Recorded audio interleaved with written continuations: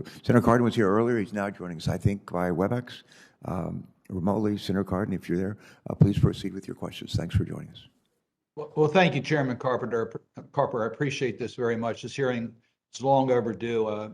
The history of the renewable fuel standards is something that needs to be understood, and we need to update this. So I very much appreciate your leadership on this issue. There's many competing priorities.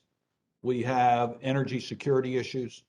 We have the environment and our concerns for climate change. We have the cost issues that we've just talked about. And by the way, there's lots of governmental subsidies in regards to energy that affect the cost issues, not just here. And then the food stock. So I would like to get the view from our members of the panel as to what we can do if we want to focus on development and growth of domestic advanced biofuels derived from non-food-based food stocks.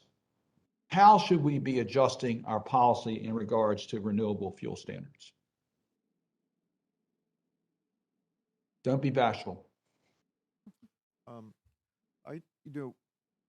I think that the way to do this is to allow a lot of alternative biofuels compete in the marketplace for the liquids market.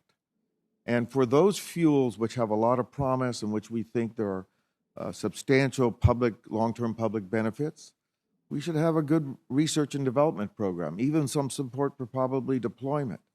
But in the end, we should allow a large opportunity for consumer choice and for competition to take place between manufacturers or processors of fuels to deploy these into the marketplace. I will go ahead and I will follow on those themes of choice and competition, two themes that we wholeheartedly support.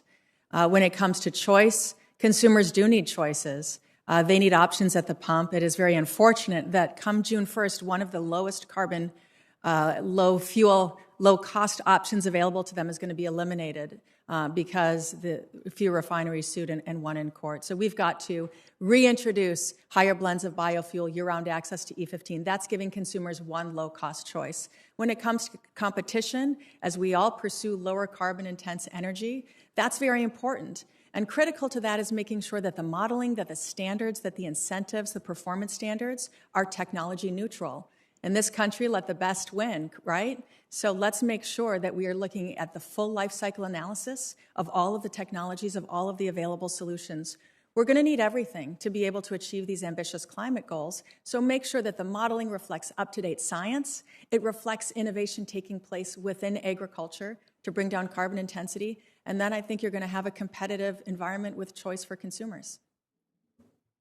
I would just mention in that regard, Senator Carper and I both serve on the Senate Finance Committee, and we had looked at proposals to try to have neutral in regards to the tax issues and reward those that are lower in carbon emissions and that help our environment.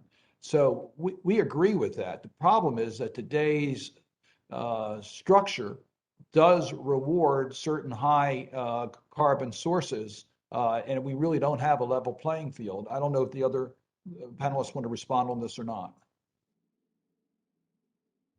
Yes, thank you for the question. So this is Corianne Wynn. So I mean, I think this is what I would say is that this is what the core of a low carbon fuel standard does. And so, it really does reward the carbon intensity of that fuel. So as you mentioned, going from a crop-based fuel to a used, to a waste oil, for biodiesel, for example. I mean, so the fact that they do have lower emissions means that they do have higher incentives in a low carbon fuel standard. So those higher incentives actually bring down the cost of those fuels. So that is how it is scored in a low carbon fuel standard. And I think it's been working really well to incent the lowest of the lowest carbon fuels. And of course, that's some of the debate we're having now on the price of carbon. And if we had a true price of carbon, I think we would have a fair competitive standard giving choice to the consumer. Thank you, Mr. Chairman.